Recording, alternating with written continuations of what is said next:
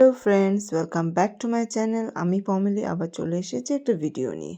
এখানে যাদেরকে দেখছো হোয়াইট জ্যাকেটে যে আছে আমার বোন রুমি, আর তার সাথে তার ফ্রেন্ডসরা। এরা ছোটোর থেকে কেউ বান্ধবী ছিল না, কেন কি আমরা তো ব্রন অ্যান্ড ব্রট আপ অন্য জায়গায় হয়েছি।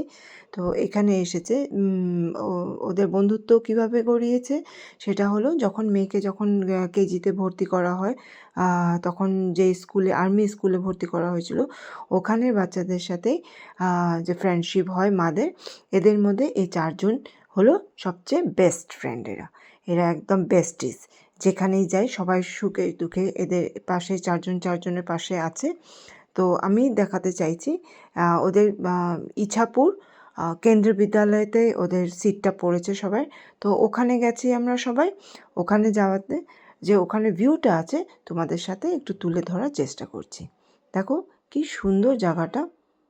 ওরা তো এক্সাম দিতে বসে পড়েছে, আজকে ওদের প্রথম এক্সাম, ইংলিশ চলছে। তো 10টার সময় এক্সাম শুরু হয়ে গেছে। তারপরে আমরা একটু ঘোরাঘুরি করছিলাম, ঘোরাঘুরি করে দেখছিলাম আশেপাশের জায়গাটা এত ওয়েল অর্গানাইজ, সুন্দর করে। এখানে গান ফ্যাক্টরি আছে, রাইফেল ফ্যাক্টরি আছে, ওই এরিয়াটা এই জায়গার মধ্যেই পড়েছে। তো খুব সুন্দর ওয়েল অর্গানাইজ, খুব ছায়া আছে, গাছপালা আছে, লেক আছে সামনে। এখানে স্কুলের ক্যান্টিন আছে, এখান থেকে ওরা চাটা খেয়েছে। আর চাটা খাওয়ার জন্য পেছনে একটা গেট আছে, এই যে গেটটা দেখতে পাচ্ছ, এখান থেকেই আমরা চায়ের কাপগুলো এখান থেকেই আমাদের পাস করে দিয়েছিল। এখানে অনেকেই দাঁড়িয়ে আছে চাটা খাওয়ার জন্য, অনেক গার্জিয়ানরাই এসে সাইডে পার্ক করে করে দাঁড়িয়েছে। অনেকটা জায়গা আছে, মানুষের ছড়িয়ে ছিটিয়ে থাকতে পারছে। চলো আরও সামনে যাই, দেখাই তোমাদের এই জায়গাটা। খুব ভালো লাগছিলো, তাই একটু ভিডিও করে তোমাদের সাথে শেয়ার করে নিলাম। এখানেই কিন্তু এই পাঁচিলটার ওপারেই কিন্তু স্কুলটা, যেখানে আমার মেয়েরা ছেলেরা সব এখানে এক্সাম দিচ্ছে। তো ওরা তো ওদের এক্সাম দিচ্ছে, একটা ধাপ, জীবনের একটা ধাপ। আমরাও খুব টেনশনে আছি, কেমন হচ্ছে ওদের প্রথম ধাপের প্রথম পরীক্ষা। নিশ্চয়ই ভালো হবে। তো দেখো এখানে অনেক গার্জিয়ানরা আছে। এই দেখতে পাচ্ছ, এই যে কেন্দ্রীয় বিদ্যালয় নাম্বার 1 ইছাপুর, এই স্কুলে পড়েছে এদের সিট। 10 তারিখ পর্যন্ত এক্সাম চলবে। তো আমাদের যবে এক্সাম হবে তখন এখানে আসতে হবে। দেখো এখানে সাইডে কোয়ার্টার আছে, এই কোয়ার্টারটার মধ্যে বেশ ফুল গাছ গার্ডেনিং করেছে, বেশ সুন্দর লাগছিল, তাই একটু ভিডিও করে তোমাদের সাথে শেয়ার করে নিলাম। প্রচুর গার্জিয়ানরা এদিক ঘোরাঘুরি করছে, চাটা খাচ্ছে, জায়গাগুলো ঘুরে ঘুরে দেখছে। কেন এই জায়গাগুলো তো আর সরাসরি আসা হয় না, প্রয়োজনে এসছি আজকে, যেহেতু আজকে বাচ্চাদের এক্সামে আসার জন্য আমাদের এই সুন্দর জায়গাটা দেখাও হলো, ঘোরাও হলো, আর তোমাদের সাথেও একটু শেয়ার করে ফেললাম। দেখো কি সুন্দর গ্রিনারি এরিয়াটা। হাঁটছিলাম, রোদ ছিল বেশ, কিন্তু ছায়া ছায়া ছিল, যেহেতু গাছ প্রচুর আছে এখানে, ছায়া ছিল, বেশ ভালোই লাগছিল। বন্ধুদের সাথে বেশ গুটি গুটি পায়ে হেঁটে হেঁটে ঘোরাফেরা করে সময় কাটাচ্ছিলাম আমরা। স্কুলের পাশেই কিন্তু সব, মানে দেখতেই পাচ্ছ পাঁচিলটা আছে, পাঁচিলের সাইড দিয়েই আমরা ঘোরাঘুরি করছি।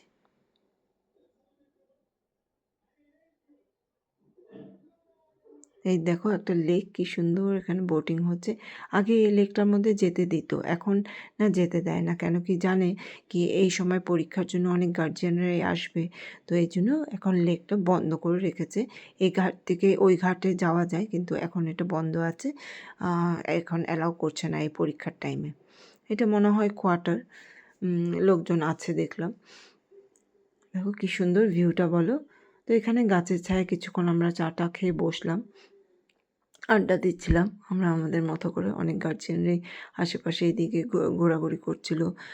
আরও গার্ডেন আছে, পার্কের মতো কিছুটা আছে, অনেকটা জায়গা। তো ওটাও আমি তোমাদের সাথে শেয়ার করছি।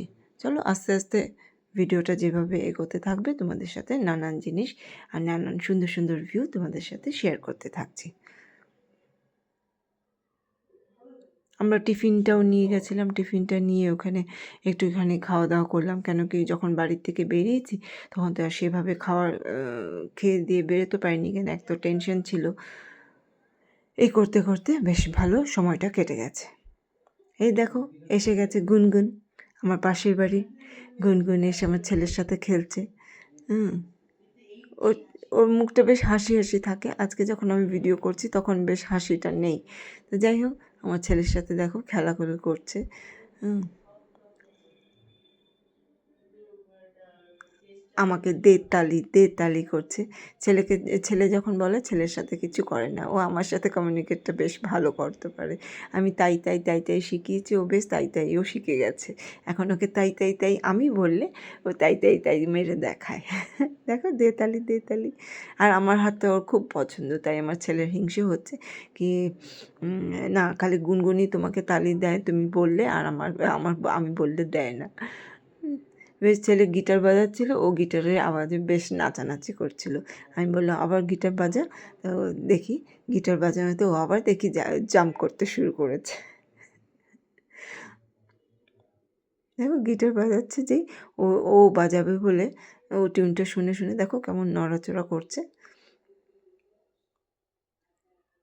দেখো এখন হাসি এসছে ওর নাচবে বলে। এই গুনগুনকে নিয়েও আমাদের কিছুটা সময় অনেকটা কেটে যায়, ভালো লাগে। ছেলে তো ছোটোবেলায় ছিল এরকম, কিন্তু খুব হেভি ছিল, হেভি ওয়েট ছিল, তাই ওকে সেভাবে কোলেও নিতে পারিনি, রেখে রেখেই বসিয়ে রেখেই কাটিয়ে দিতে হয়েছে। দেখো আমার ছেলে না ওকে সবসময় বলে দুষ্টু দুষ্টু পুচকি দুষ্টু পুচকি দুষ্টু পুচকি, আর গুনগুন এরকম করে ওর সাথে ওকে মারে, ওকে ইয়ে করে, ওকে ওর জন্য দুষ্টু পুচকু বললে কেমন যেন করে ও। যাই হোক, সকালবেলা রান্নাবান্না সেরকম আজকে করিনি। আজকে তো ছিল শনিবার, তাই আমি সজনে ডাঁটা দিয়ে একটা তরকারি করছিলাম, এটার মধ্যে পোস্তও দেবো। এই গরমের সময়, মানে গরম আসছে ধীরে ধীরে, আর এই সময়টা সজনে ডাঁটাটা খাওয়াটা খুব দরকার, কারণ কি এই সময়টাই পক্স টক্স হয়, কয়েকজনের হয়েছে শুনতে পেলাম। তো সজনে ফুলটাও খাওয়া কিন্তু খুব উচিত। সেটা বড়া করে খাও বা বড়া না খেলেও কোনো তরকারি বানিয়ে খাওয়া যেতে পারে ফুলটা। আর এরকম সজনে এখন নতুন নতুন বেরিয়েছে বলে কচি কচি, এরপরও সজনে আসতেই থাকবে। আমাদের বাড়িতে সজনে দিয়ে পোস্ত, আলু দিয়ে পোস্ত বেশ চেটেপুটে সবাই খায়, ছোট বড় সবাই বেশ ভালোবাসে।